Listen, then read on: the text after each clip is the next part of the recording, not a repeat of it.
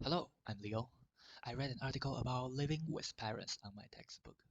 Despite the fact that I cannot agree to it at all, I still agree that reading this article is helpful to me. That the article let me know more about what is happening in the world.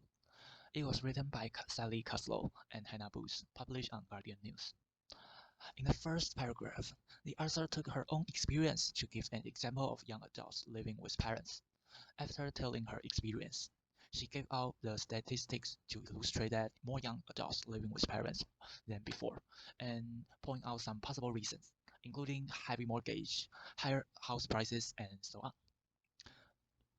But just after telling these things above, however, the article tells that many of young adults stay with parents not for devoting, but with life responsibility. The parents also see them as pampered teens, disbelieve they can do things on their own.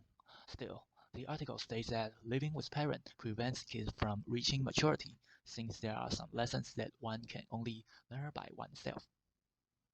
Next, the article provides another two examples of living with parents.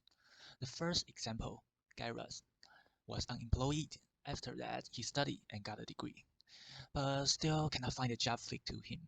His parents provide him of stability like his nephew raised by them, while his father did most of cleaning.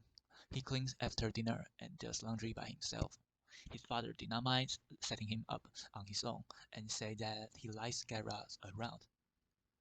The other example is Michelle, renting maker and her fiance, David, never able to save money for buying a house. They had no way but live with their parents, while they did not feel good to do this. However, after they move in, they still pay rent and depressed by feeling like need to do the chores. Her mother was looking forward that they move out and get life in order.